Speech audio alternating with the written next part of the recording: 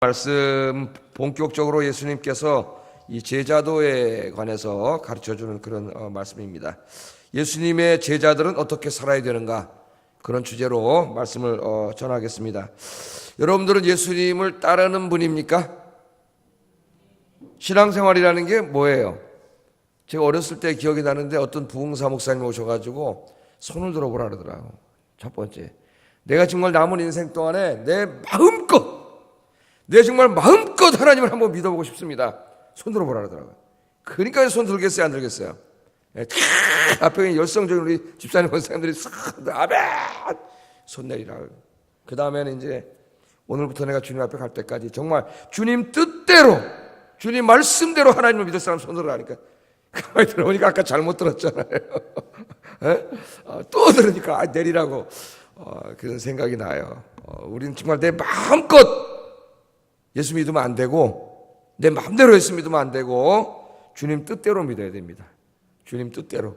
우리 신앙생활은 다른 게 아니에요. 하나님 말씀에 순종하는 것이죠. 그죠?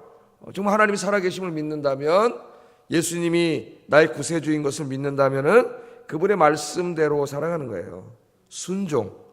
순종과 예배지 뭐, 그죠? 다 요약하면은 전도하라도 뭐예요? 결국은 순종하는 거죠. 사랑하라도 뭐예요? 결국 주님의 말씀에 순종하는 거예요. 그래서 신앙생활은 내 마음대로 하는 게 아니고 누구 마음대로 하는 거예요? 하나님의 뜻대로. 하나님의 뜻대로. 그래서 오늘 말씀에 보면은 예수님을 따르고자 하는 사람들, 예수님의 제자들은 어떤 삶을 살아야 되는가? 오늘 예수님이 본격적으로 이제 가르쳐 주십니다. 어제는 뭐에 대해서 배웠어요? 베드로가 그 영광의 메시아, 그죠?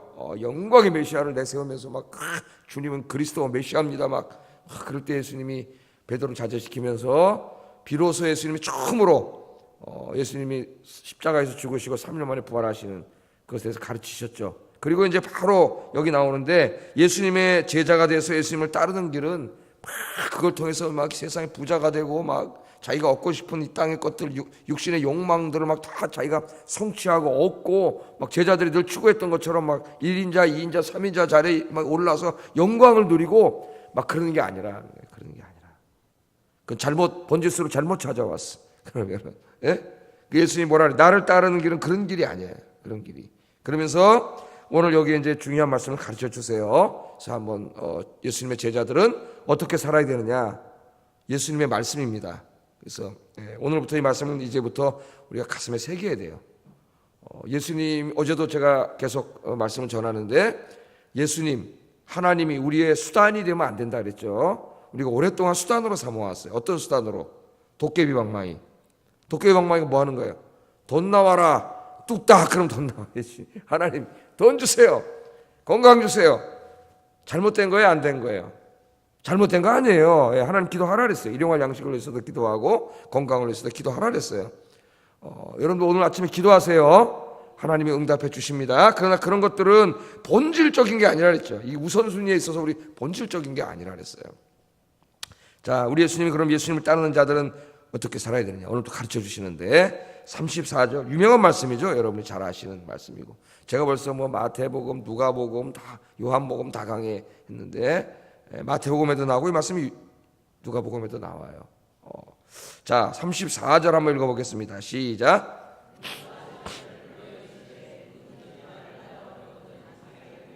자기 십자가를 지고 나를 따를 것이니라. 아멘. 자, 이 말씀 모르는 사람이 없어요. 여기 보면은 예수님의 제자들의 삶, 그러니까 예수님을 따르는 삶, 우리 신앙생활을 두 가지로 요약합니다. 우리 신앙생활이라는 게 뭐냐? 첫째는 뭐예요? 하나님 앞에서 자기를 부인하는 거예요. 자기를 부인해. 우리 자기를 얼마나 사랑합니까? 자기를 얼마나 내세우려고 그래요. 그죠? 자기 영광, 자기 인정, 자기 칭찬받음, 자기 극대화. 세상에 나가도 자기 실현, 자기 행복을 계속 부추겨요. 세상의 사람들이. 나만 행복하면 돼. 그거 그렇게 하고 싶니? 네 하고 싶은 대로 살아.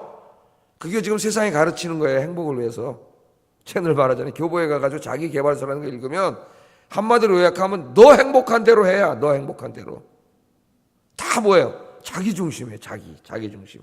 그럼 행복하다는 거예요. 네가 하고 싶어? 그거 다 때려치고 네 하고 싶은 대로 해. 그거 왜 못해? 당장 해. 그러고 살아라는 거예요. 그런데 오늘 주님 뭐라 하냐면 자기를 부인해야 된다.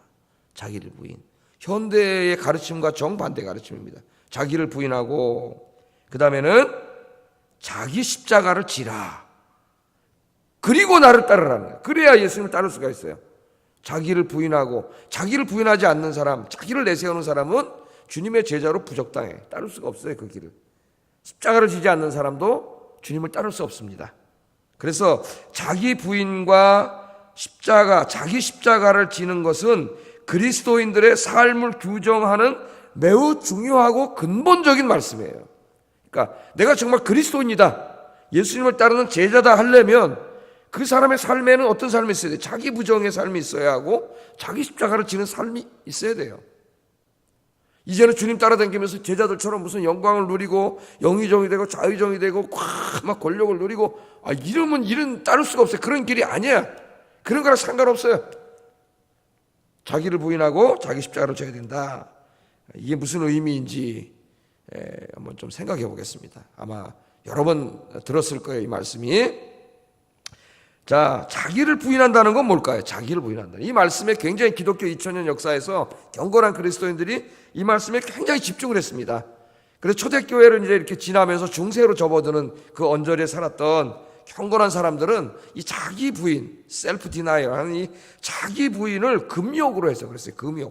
금욕적인 삶.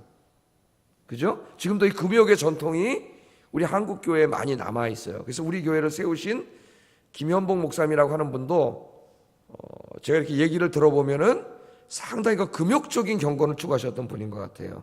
뭐 그분이 잘못됐다는 게 아니라 금욕적인 경건을 추구했던 것 같아요. 자, 여기 금욕적인 생활, 그리스도인들은 그런 금욕을 해야 되느냐? 그래서 많은 성도들이 목사에게 금욕을 요구하는 경우가 있습니다. 여러분, 성경은 금욕을 가르치지 않아요. 우리 이제 새벽기도 때 디모데전서를 공부했지만은 디모데전서에 보면은 이 혼인을 금하고 결혼도 안 하는 거죠. 이 금욕을 추구하고 금욕을 경건인 것처럼 추구하는 자들을 향하여 사도 바울이 책망을 해요. 기독교는 금욕하고는 상관이 없어요. 근데 이 금욕주의로 해석을 하고 어떤 분들은 결혼을 하지 않았습니다. 경건한 분들이. 오리겐 같은 이런 교부들은 스스로 고자가 됐어요. 옛날 우리나라에 조선시대 내시가 있었던 것처럼 스스로 고자가 됐어요. 왜? 이런 인간의 욕망을 다 없애버리고 오직 하나님만을 섬기기 위해서 그런 분도 있어요. 또 많은 분들이 안토니니 이런 많은 분들이 교회사를 공부해 보면은 이 예수님의 이 자기 부인의 말씀을 가슴에 새기고 이 말씀대로 살려고, 왜? 내 제자가 되려면 자기를 부인하라 그랬으니까. 이걸 금욕으로 해서 그랬으니까. 재산이 굉장히 많은 사람이었는데 이 재산을 다 정리합니다. 땅, 집, 예수님 만난 다음에 다 팔아요. 그래서 이것을 가난한 이웃들에게 다 나눠줘. 그리고 생활을 하는데 최소한의 금욕적인 생활만 할 수 있는 것을 가지고 광야로 들어가서 움막 하나 쳐놓고 거기서 기도하고 말씀 읽으면서 평생을 살아요. 이런 분들이 많았어요. 그런 곳에서 뭐가 생겨냐면 나중에 중세에 수도원이 생겨나요. 그것이 기독교인의 삶이라고 생각했던 사람들이 하나 둘 따라와서 제자가 되면서 이게 이제 수도원이 되는데, 이게 수도원이 되다 보니까 나중에 어떻게 돼요? 점점 커져요. 또 중세에 살던 성도들이, 그렇게 못 사는 사람들이 늘 마음에 부담이 있어요, 하나님 앞에. 그래서 자기는 그렇게 금욕 생활을 못하지만은 이런 삶을 사는 분들을 후원하기 위해서 헌금을 수원에다 엄청나게 많이 합니다. 그래서 중세에 보면은 원래 수도원은 금욕을 하려고 모인 사람들인데 주변에 이 그리스도인들이 헌금을 많이 해갖고 나중에 수도원에 돈이 엄청나게 많이 들어와서 수도원의 수조가 다 금수저가 돼버렸어요. 금수저가. 그래서 수도원이 타락했습니다, 여러분. 수도원이 타락하기 시작해요. 이 돈이라는 게 필요하기도 하지만은 이 돈이 인간을 타락시켜요. 자, 하여튼 그건 나중에 얘기고. 그러니까 이것을 금욕으로 해석을 하고 이렇게 실제적으로 지켰어요. 그러니까 이 초대교회를 공부하면은 배울 게 하나 있습니다. 물론 이 말씀을 금욕으로 해석한 것은 잘못 해석한 것이에요. 그러나 하나님의 말씀대로 이게 금욕이라고 받아들였기 때문에 내가 예수님의 제자가 되려면 금욕을 해야 되는구나 해서 자기 재산까지 다 정리하고 팔 정도로 철저하게 예수님의 말씀에 순종했다는 거예요. 저는 그걸 배워야 된다고 생각합니다. 하나님의 말씀대로 살려고 몸부림쳤던 우리 초대교회의 그 사람들의 삶, 오늘 그런 걸 잃어버렸죠. 내 마음껏 내 마음대로, 내 즐거운 대로, 내 내키는 대로 신앙생활하는 게 아니라 주님이 하라고 하는 대로 신앙생활해야 되는데 정말 그렇게 하려고 했던 사람들이 그런 사람들이에요. 그러나 오늘 여기 자기를 부인하라는 것은 그런 금욕을 이야기하지는 않습니다. 성경은 금욕에 대해서 이야기하지 않아요. 여기 자기를 부인하라는 말씀은 어떤 것이냐? 이 말씀은 자기 중심적인 삶의 태도를 버리라는 거예요. 다른 말로 하면 자기 주장, 자기 중심. 그렇죠? 우리 타락한 인간에게 가장 분명하게 드러나는 죄성이 뭐냐면 자기 중심이에요. 이기주의라 그러죠. 이기주의. 자기 중심으로 생각합니다. 우리들은 자기 중심으로 살아가요. 그죠? 다 자기 중심이에요. 자기 중심. 그래서 제가 이 설교할 때마다 심리학에 대해서 이야기하는데, 왜냐하면 심리학에서도 이것을 굉장히 중요하게 다룹니다. 이 주제를. 그래서 이 자기 중심적인 태도, 자기 사랑이에요. 자기 사랑. 그래서 아까 뭐래요? 네 행복한 대로 행동하라는 거죠. 세상의 모든 책들이 얘기하는 게 네 행복한 대로 행동하라는 거예요. 예? 불행하면 다 때려치고 네 하고 싶은 거 하라는 거예요. 자, 저도 그렇게 하고 싶은 게 있는데, 제가 이거 목사 다 때려치고 다 하고 싶은 대로 가서 하고 살면 어떻게 되겠어요? 근데 그걸 붙이게요. 자, 이 나르시시즘, 여러분 잘 알고 있는 나르시시즘, 나르시스라고 하는 알고 있지 않습니까? 그리스 로마 신화에 나오는 신인데, 신의 저주를 받아가지고 한평생 동안 우물만 바라보면서 살게 된 신이죠. 신이에요. 너무 잘생겼어요. 근데 우물만 바라보고 살아요. 벌을 받아가지고 딴 데는 못 봐. 우물만 쳐다보는 거죠. 우물을 한참 쳐다보니까 우물가에 뭐가 비쳐요? 자기 얼굴이 비치잖아요. 자기 얼굴이. 야, 자기 얼굴 딱 보니까, 야, 그럼 진짜 잘생겼다. 에? 여러분 거울 보면서 감사하십니까? 감사하라 그랬잖아요. 제가 지금. 저는 감사해요. 하여튼 왜 감사하는지 모르겠지만 하여튼 감사해요. 우물을 비친 자기의 모습이 너무 잘생겼어요. 너무 아름다워. 그래서 우물만 바라보니까 계속 우물을 바라보다가 우물에 비친 그 자기가 자기인 줄을 모르고 그 우물에 비친 그 사람을 사랑하게 됐어요. 그런데 좀 이따 옆에 와서 잘생겼으니까 이쁜 막 요정들이 와서 막 꼬시고 막 날 좀 봐요 이러면서 막 꼬시고 그래. 겪는 줄도 안 해. 오직 우물에 비친 자기만 쳐다봐요. 그래서 자기만 사랑해. 자기만. 결국은 누구예요? 자기예요. 그래서 이 나르시시즘이라고 하는 것은 우물에 비친 자기 모습을 보는 거예요. 자기만 바라보는 거예요. 자기만 생각하는 거예요. 자기만 중요한 거예요. 자기의 생각, 자기의 뜻, 자기의 마음, 그것만 중요해요. 옆에 있는 사람은 안 중요해도 없어요. 자기 중심의 삶을 살아가는 거예요. 이게 타락한 인간에게 나타나는 가장 그건데, 이 자기 사랑을 스캇 팩이라고 하는 그 유명한 정신과 의사죠. 기독교인에 우리나라 책이 많이 번역됐는데, 이분은 이것을 교만이라고 합니다. 교만. 자기를 너무 사랑하기 때문에 나중에는 하나님의 말씀도 필요 없어요. 하나님의 말씀보다도 자기의 생각을 더 사랑해요. 이웃보다도 자기를 더 사랑해요. 그러니까 이런 사람 여러분 알잖아요. 자기밖에 몰라. 이런 분하고 결혼을 하면 어떻게 될까요? 행복할까요? 결혼을 하면 배우자는 힘들어서 살 수가 없어요. 왜? 자기만 행복하게 해줘야 돼. 그래서 제가 결혼식 할 때마다 빼놓지 않고 하는 이야기가 있습니다. 두 사람 여기 세워놓고 다른 사람은 안 들어요. 다 떠들어. 결혼식 줄에 듣는 사람이 어디 있어? 아무도 안 들어요. 두 사람만 쳐다보고, 야, 너희들이 이제부터 여러분들이 행복하게 살려면은 마음 태도를 바꿔야 되는데, 이 사람이 나를 행복하게 해줘야 돼. 내가 당신하고 내가 자기하고 결혼했는데 나를 행복하게 해줘야지. 그렇게 마음먹는 순간 여러분은 평생 동안 불행해집니다. 평생 동안. 바로 거기에 마귀가 역사하는 거예요. 요구하는 사랑은 끝이 없어요. 아무리 상대방이 해줘도 만족도 없어요. 그러면 나중에 한 사람이 지칩니다. 그런 사랑은 영원하지 않아요. 맨 처음에 데이트할 때 결혼하고 몇 년 사랑하니까 계속 들어주는 거죠. 계속 들어줘요. 그러나 계속 요구해보세요. 계속 요구하면 나 그냥 지쳐요. 지쳤을 때 누가 찾아와요? 다른 사람이 찾아와요. 그 뭐라 찾아오는 사람을. 요새 막 영화도 뭐 할머니, 할아버지나 바깥서 아줌마 영화가 다 나왔다네. 내가 어디 읽어보니까 뭔지 모르겠지만 문제가 생겨요. 일방적인 사랑이라는 거 없어요. 하나님 우리를 일방적으로 사랑하시지만 인간의 사랑이 그렇지 않아요. 내가 이야기합니다. 오늘부터 내가 이 사람하고 결혼했는데 내가 이 사람을 행복하게 해줘야지.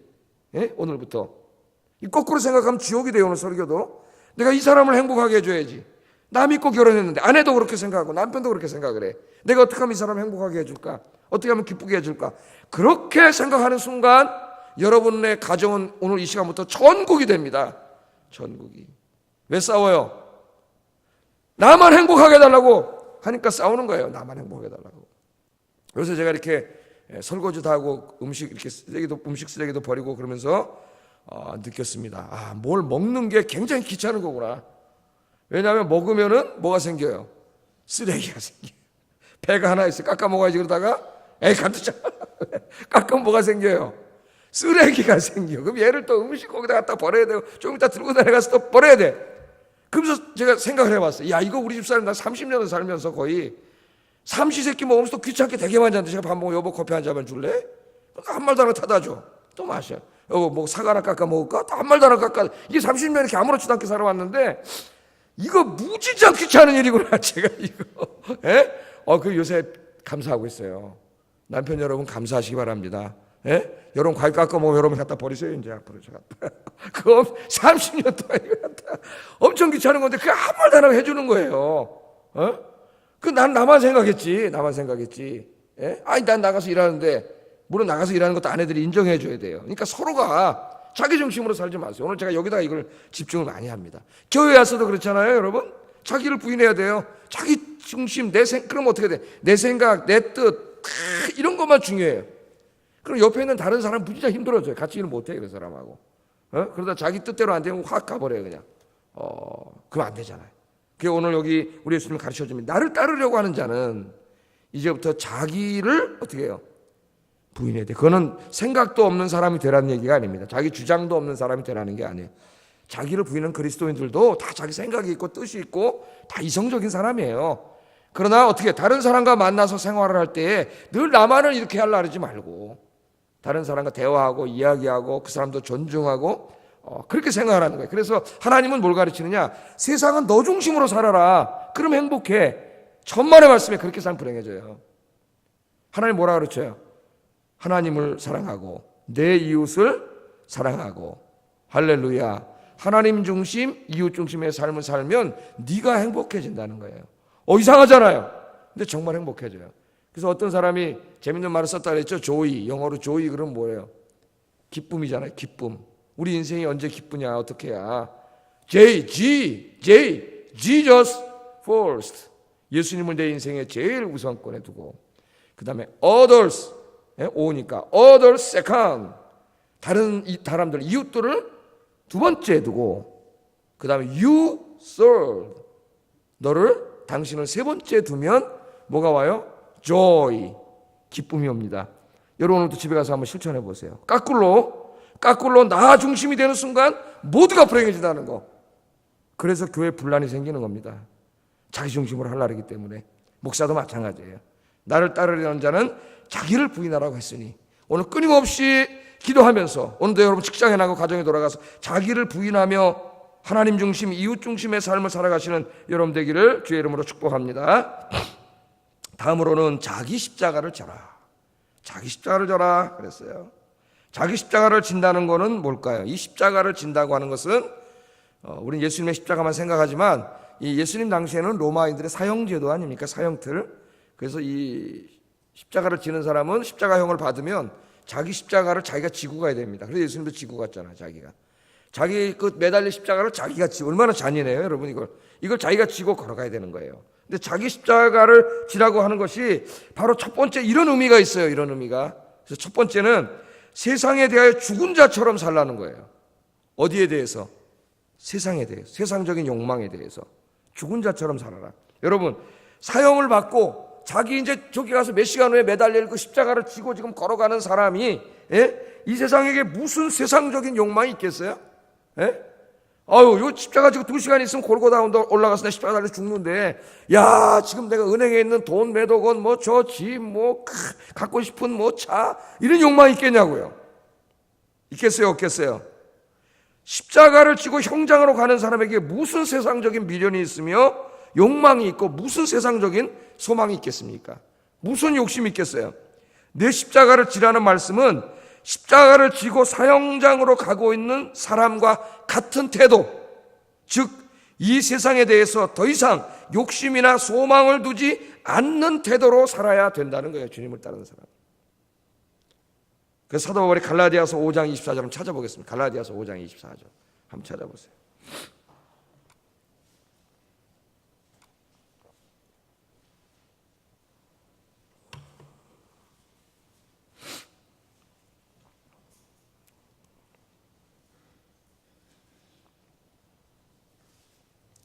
갈라디아서 5장 24절 읽어보겠습니다. 시작. 그리스도 예수의 사람은 육체와 함께 그 정욕과 탐심을 십자가에 못 박았느니라.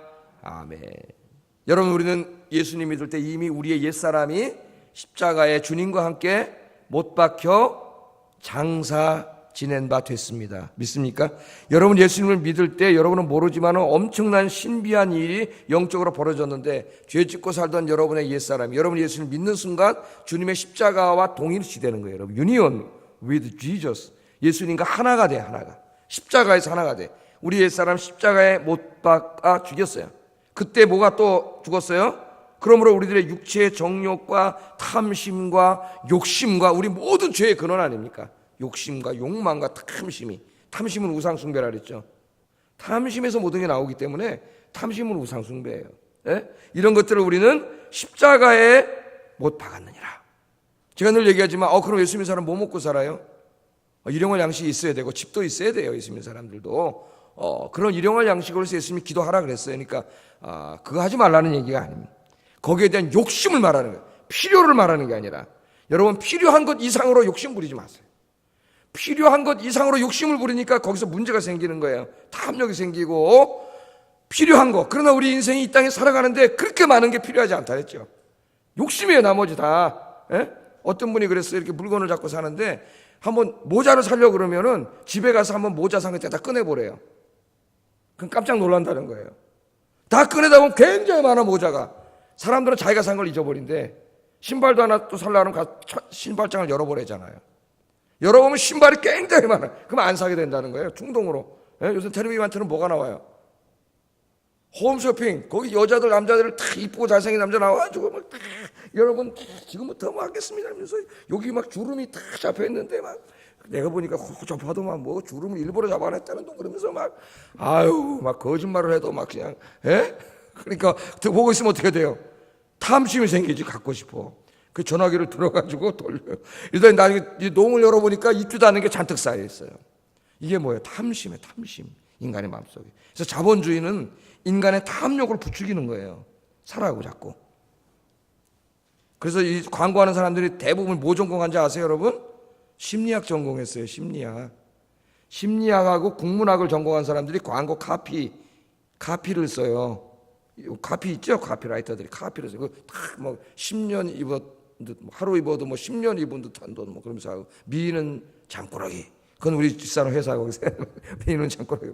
또 마케팅하는 사람 열심히 마케팅 시장 조사해가지고 사람들이 욕구가 뭔지를 다 그걸 다 가져서 회의를 해서 컨셉을 잡으면 디자이너들은 그걸 다 그리고 영상으로 만들고, 여기 어떤 배우가 적합할까 또 이쁘고 인기 있는 배우 갖다가 걔가 또 다 입고 나오게 만들고 막 이래갖고 온갖 걸 다 동원해가지고 우리의 탐심과 욕심을 막 자극시켜 놓기 때문에 저게 없으면 난 불행한 것 같고 유행에 뒤떨어진 것 같고 막 그러니까 막 카드 팍 가서 긁어서 막 사고 막 탐심과 욕심에 다 이게. 그러나 우리가 정말 주님 앞에 기도하면서 돌아보면 그렇게 필요한 게 많지 않은 것 같아요.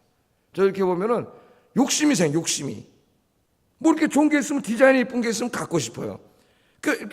싸니까 사지? 나중에 집에 가서 이렇게 보면은 여러 개가 있더라고, 여러 개가. 이러면 안 되는데. 그래서 여러분, 오늘도 뭐 사고 싶으세요? 집에 가서 뭐 있나 없나 보고, 사람들 잊어먹는데 자기가 뭐 샀는지를. 꺼내보세요. 다 꺼내보고, 안 사도 되는구나.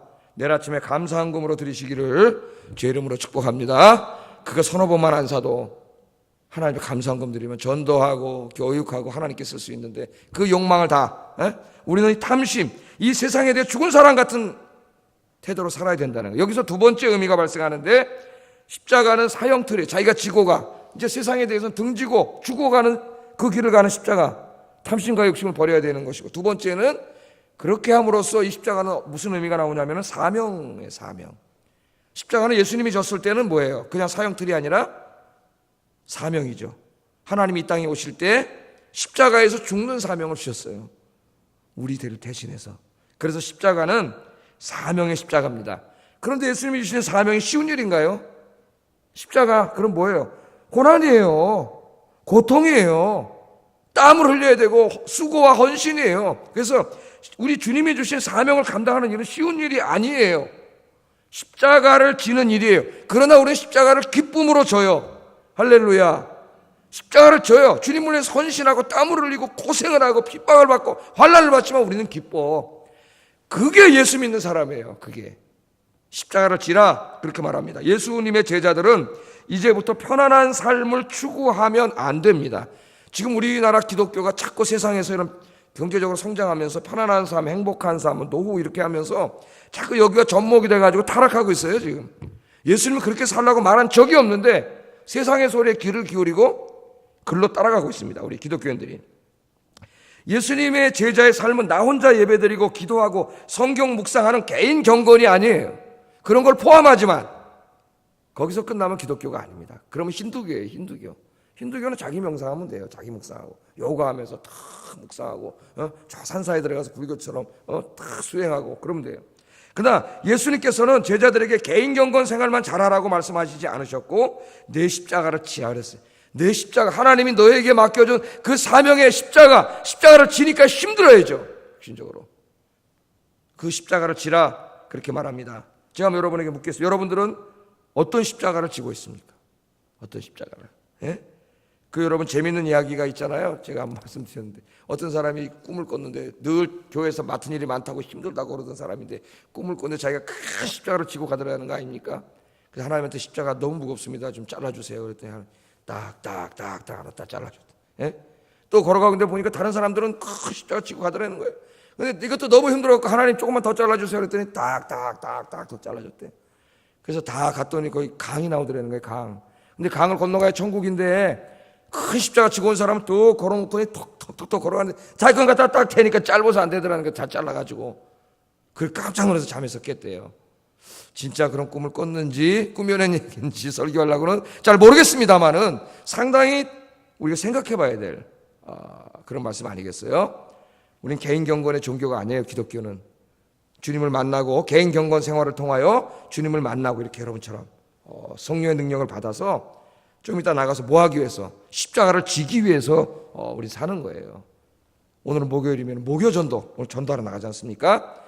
십자가를 지는 거예요. 십자가를 지는 거예요. 그래서 사도 바울은 골로새 교인들에게 보내는 서신에서 그리스도의 남은 고난을 그의 몸된 교회를 위해서 내 육신에 채우겠다. 너희들도 그렇게 해라. 그리스도의 남은 고난, 십자가의 고난이죠. 그리스도의 남은 고난을 그의 몸된 교회를 위하여 다른 사람 어깨에다 짊어지는 게 아니라 내 육신에 짊어지겠다. 여러분도 그렇게 되기를 주의 이름으로 축복합니다. 그래서 고린도후서 11장 23절 28절에 보면 이 십자가를 질 때 당한 그 엄청난 고난에 대해서 이야기하죠. 내가 수고를 넘치도록 하고 옥에 갇히기도 더 많이 하고 매도 수없이 맞고 여러 번 죽을 뻔하였으니 유대인들에게 40에서 하나금한 매를 5번 맞았으며 3번 태장으로 맞고 1번 돌로 맞고 3번 파선하는데 일주야를 깊은 바다에서 지냈으며 여러 번 여행하면서 강의 위험과 강도의 위험과 동족의 위험과 이방인의 위험과 신의 위험과 광야의 위험과 바다의 위험과 거짓 형제 중의 위험을 당하고 또 수고하며 애쓰고 여러 번 자지 못하고 줄이며 목마르고 여러 번 굶고 춥고 헐벗었노라. 아멘. 여러분 이 중에 얼마나 하셨나요? 주님을 위해서. 오늘도 주님이 우리에게 맡겨준 십자가가 있습니다. 너무 힘들어요. 하나님 좀 잘라주세요. 그러지 말고 기쁨으로 십자가를 지고 가는 우리 아이언교회 성도님들 되시기를 주의 이름으로 축복합니다. 그래서 이 십자가를 지되 어느 정도까지 져야 되느냐? 35절 38절 읽어보겠습니다. 시작.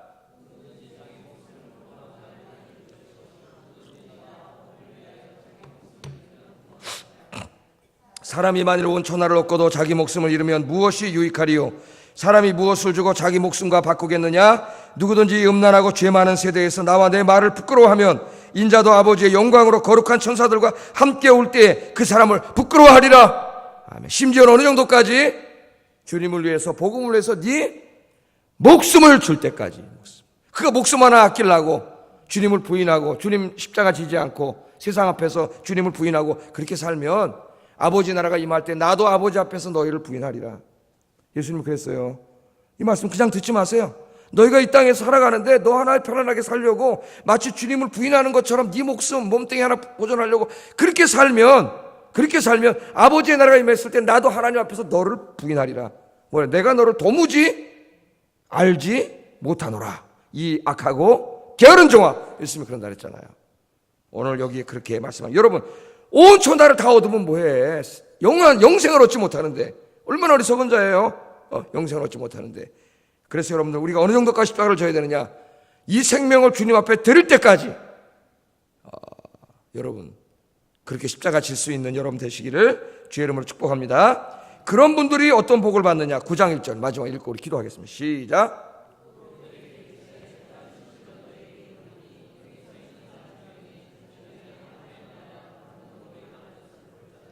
아멘. 사실 9장 1절은 굉장히 어려운 말씀이라서 많은 해설이 필요하고 여기에 대한 신학자들의 견해도 막 7, 8가지가 되고 그런데, 간단하게 말하면 죽기 전에 하나님 나라가 임하는 걸 볼 수 있다 여기. 근데 하나님 나라 안 임했잖아요. 지금 아직까지 안 임했는데 영원히. 그게 뭐냐면은 성령 안에서 하나님의 나라가 이미 임했어요. 그죠? 그래서 이제 이렇게 제자의 삶을 사는 사람들은 십자가를 지는 힘든 삶이지만, 때로는 내 생명까지도 내놔야 될지도 모르는 그런 삶이지만은, 그런 삶을 사는 사람들은 어떻게 돼요? 종말에 임할 그 하나님 나라의 엄청난 축복이 성령 안에서 여러분에게 임한다는 거예요. 여러분에게 임했잖아요. 그게 뭐예요? 성령 안에서 뭐가 임해요? 평강과 기쁨과 구원이에요. 평강과 기쁨과 구원. 그래서 우리 안에는 하나님 나라의 축복이 가득해. 그런 축복이 임한다는 겁니다. 그래서 우리 십자가 지면서 기쁘고 감사하고, 바울은 감옥에 갇혀서 내일 죽을지도 모르는데 찬송을 불러. 바울과 실라는, 베드로는 쿨쿨 가서 잠을 자요. 왜? 영원한 하나님 나라를 하나님 준비하고 있기 때문에, 영생을 준비하고 있기 때문에. 그까짓 거 이런 거 이미 떠났어요. 이런 거 떠났어. 그거 조금 더 살겠다고 바둥거리지 말고 남은 인생 주님을 위해서 다 드리고, 주님이 주시는 하늘나라에 오늘 아침에도 큰 이 평강과 기쁨의 복을 누리는 여러분 되기를 주의 이름으로 축복합니다. 기도하겠습니다. 그동안 우리는 예수 믿고 축복받는 것에 대해서 너무나 오염되어 있어요. 너무나. 그래서 주님을 위해서 나를 부인하고 십자가를 지고 때로는 내 목숨까지도 드려야 되는 이것을 잃어버렸습니다. 오늘 예수님 말씀하시면 네가 진짜 나를 따르려면 자기를 부인하고 자기 십자가를 지고 때로는 목숨까지도 내놔야 된다. 주님, 나는 연약합니다. 부족합니다. 믿음이 없습니다. 오늘 이 주님의 말씀대로 살 수 있는 믿음을 주시옵소서. 같이 기도하겠습니다.